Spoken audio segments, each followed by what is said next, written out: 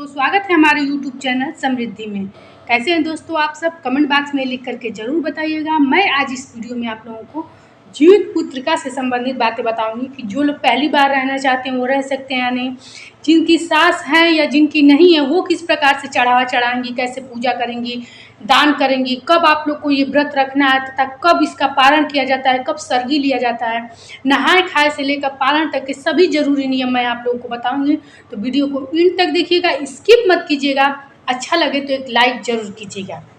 देखिए दोस्तों, जो अश्विन मास की अष्टमी तिथि होती है ये पड़ता है पितृ पक्ष के में, और पितृ पक्ष में अष्टमी तिथि को मनाया जाता है जीवित पुत्र का व्रत। ये पुत्र के लिए व्रत रहा जाता है। अभी जो तीज आप लोग व्रत रहे हैं ये पति के लिए रहा जाता है। तो ये 6 अक्टूबर को पड़ रहा है। 6 अक्टूबर को आप लोग को जीवित पुत्रिका का व्रत रहना है। दिन शुक्रवार है। तो अब आप लोग सोचेंगे कि जैसे एक दिन पहले इसमें बाल धुल लिया जाता है, क्योंकि किसी भी व्रत के दिन बाल सुहागन स्त्रियाँ नहीं धुलती हैं।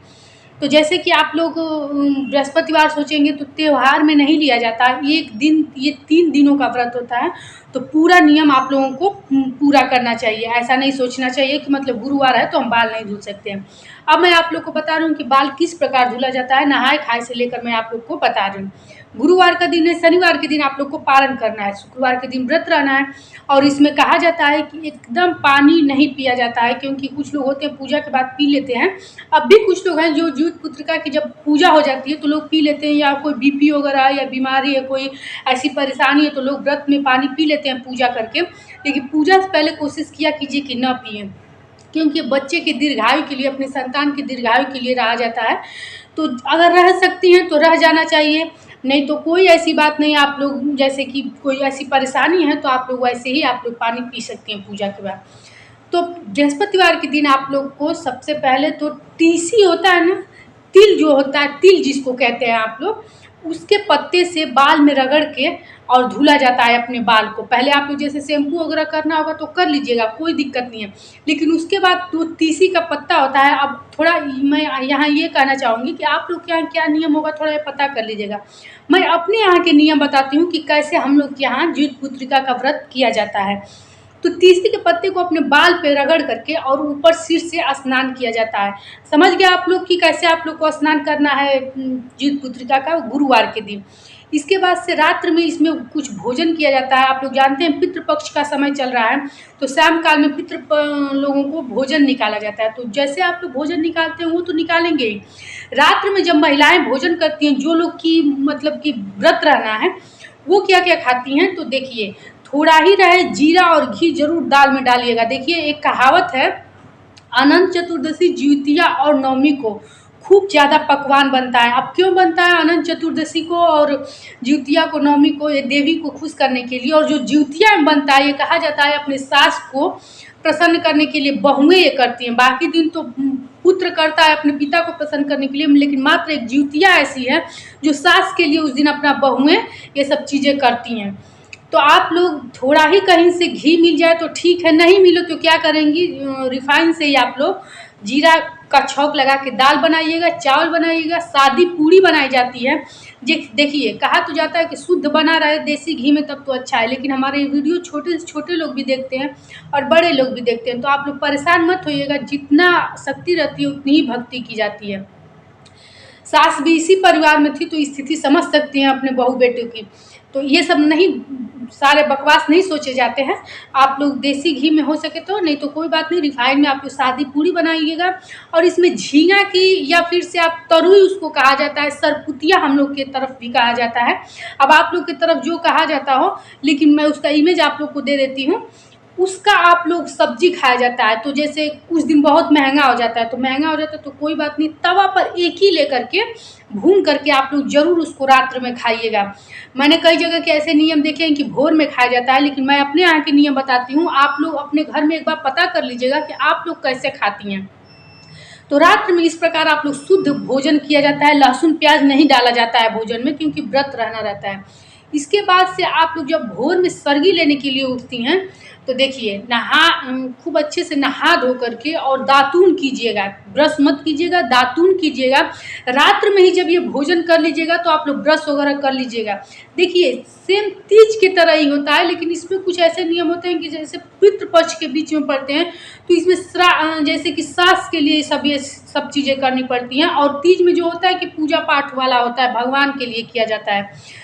तो भोर में उठिएगा आप लोग तो दही केला जैसे कि जो चीज़ रोक सके, बिना पानी का ये व्रत रहा जाता है, वही सब चीज़ें खाई जाती हैं, बाकी अन्न नहीं खाया जाता है। क्योंकि जानते हैं ना 24 घंटे से भी लगभग ज़्यादा हो जाता है पारण करने में, और बिना जल का रहा जाता है। घर ज्योतिया इसका नाम, मतलब घर का आभास होना चाहिए, इसलिए ये व्रत ऐसे रहना चाहिए। तो आप लोग पूरा अच्छे से नहा धो करके दातून वगैरह करके ये चीज़ खा लीजिएगा। उसके बाद से आप लोगों को बिना नहाए धुले सुबह उठ करके नहाना धोना नहीं है, पूरे दिन ऐसे ही व्रत रहना है। कोई काम मत कीजिएगा, क्योंकि चींटी उटी मर जाएंगी, हाथ से काकरोच वगैरह चींटे उटे दब जाएंगे, इसलिए कोई काम मत कीजिएगा। जितना ज़्यादा से ज़्यादा हो आराम कीजिएगा, किसी से फ़ोन वगैरह पे बात मत कीजिएगा, निंदा शिकायत नहीं की जाती है किसी की। और सोइएगा मत, यदि सोने का मन भी करे तो ज़मीन पर आप लोग सो जाइएगा पोंछ ओछ करके, क्योंकि लोग चले फिरे रहते हैं या फिर खाए पिए रहते हैं, तो वहाँ मत सोइएगा। जहाँ साफ सफाई रहे पोंछ ओछ करके वहाँ ज़मीन पर सो जाइएगा, बिस्तर पे मत सोइएगा, क्योंकि व्रत है। बिस्तर पता नहीं साफ होगा कि नहीं, बच्चे जैसे इधर उधर उछलते कूदते रहते हैं। अब इतना आप लोग जान गए।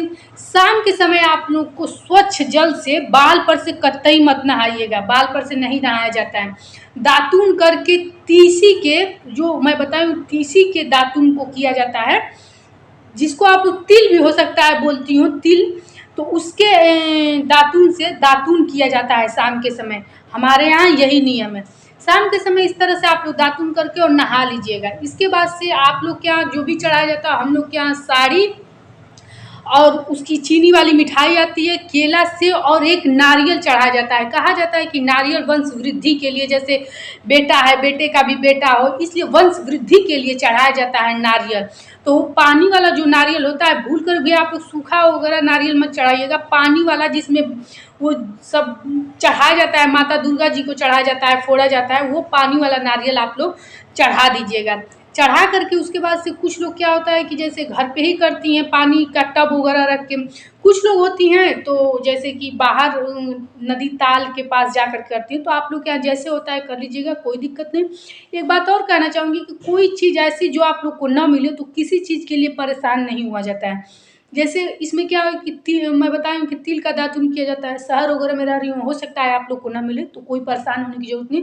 नीम का भी दातून कर लीजिएगा, क्योंकि मैं पहले ही आप लोग को वीडियो में बताऊँ कि उतनी ही भक्ति की जाती है जितनी शक्ति हो। किसी चीज़ के लिए नहीं कि घर में तूफान कर दीजिएगा कि पति आप लोगों के खोज के लाएँ, तो कहीं मिलता उलता नहीं है, ठीक ना। और यदि गाँव में है तब तो आप लोग को सब चीज़ मिल जाएगी, और गाँव से यदि आ सकता है तब भी मिल जाएगा।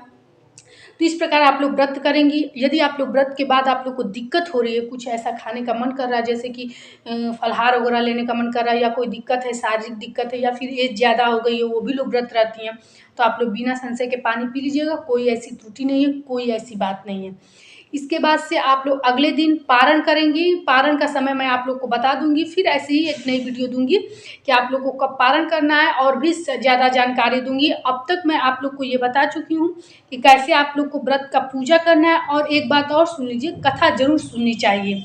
और जिनकी सास हैं वो अगले दिन जब पारण होता है तो उनके जैसे कि जो चढ़ावा चढ़ाया जाता है, पानी पीने के पहले चढ़ावा चढ़ाया जाता है उसके पत्ते पर, क्या बोला जाता है कि लौकी वाले पत्ते पर, तरुई के पत्ते पर चढ़ाया जाता है चढ़ावा। तो जिनकी सास है वो चढ़ावा नहीं चढ़ाएंगी, जिनकी सास नहीं है वो चढ़ावा चढ़ाएंगे। चढ़ावा में क्या चढ़ाया जाता है ये भी जान लीजिए आप लोग।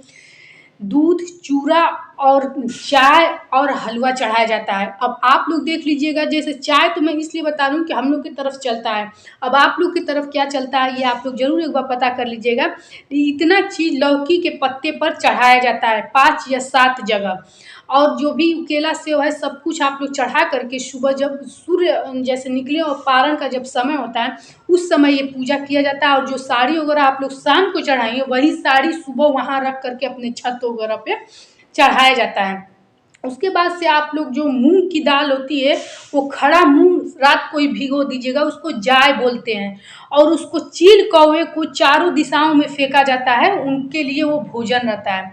चारों दिशाओं में फेंक करके और जो थोड़ा सा रखी रहेंगी, मैं फिर बताऊंगी जब आप लोग भोजन बनाएंगे अपने लिए पारण करने के लिए, उस भोजन में उसको डाल दिया जाता है और तब वो भोजन खाया जाता है। अब भोजन में आप लोग को क्या क्या बनाना जरूरी होता है। अरवी का पत्ता जो होता है उसकी पकौड़ी पहले खाई जाती है, उसके बाद भोजन किया जाता है।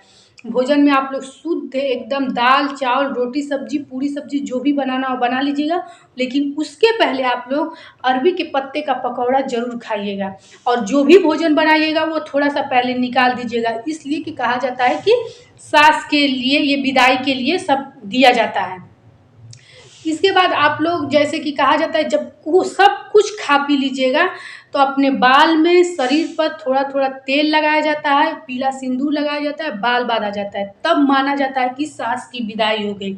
जिनकी सास है उनको ऐसा कुछ नहीं करना है, वो अपना जैसे श्रृंगार वगैरह करती हैं वो कर सकती हैं। जिनकी सास नहीं है उनके लिए मैं बताई हूँ कि ये सब अपने सिर पे और पूरे शरीर पे थोड़ा थोड़ा तेल हाथ पैर में लगाया जाता है। इस प्रकार कहा जाता है हम लोग के हिंदू धर्म में, हमारे शास्त्र के अनुसार या फिर हमारे बुजुर्गों के अनुसार कि इस तरह सास की विदाई की जाती है। जब तक वो चीज़ आप नहीं करेंगी, कहा जाता है सास अभी घर में ही रहती हैं।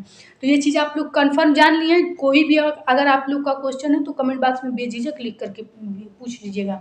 अब मैं उन लोगों को बताती हूँ कि जो लोग पहली बार जीवित पुत्रिका का व्रत रहना चाहती हैं तो वो लोग नहीं रहेंगे, क्योंकि इस साल लगा था मलमास। मलमास में पूरा साल अशुद्धि माना जाता है, इसलिए आप लोग कतई व्रत मत उठाइएगा। अब यदि आप लोग के मन में संशय होगा कि हम लोग उठा सकते हैं, हमारे यहाँ ऐसा है, तो कोई ऐसी बात नहीं है, देख लीजिएगा। लेकिन मैं जहाँ तक जानती हूँ शास्त्र और बुजुर्गों के अनुसार, अपने गुरु जी के अनुसार, जिस साल मलमास लगा रहता है कोई नया व्रत तीज त्योहार नहीं उठाया जाता है। ऐसी जीवित पुत्रिका से संबंधित आगे और मैं जानकारी दूंगी। अगर कोई और प्रश्न हो तो आप लोग बेझिझक कमेंट बॉक्स में लिख करके पूछ सकते हैं। फिर मिलेंगे ऐसी ही नई वीडियो के साथ। एक बात और कहना चाहूँगी बहनों, यदि वीडियो अच्छी लगी हो तो एक लाइक और सब्सक्राइब जरूर कर दिया कीजिए, क्योंकि उससे मुझे बहुत प्रेरणा मिलती है। आप लोग को शुद्ध सात्विक जानकारी इस वीडियो पे मिलेगी। जय श्री राम।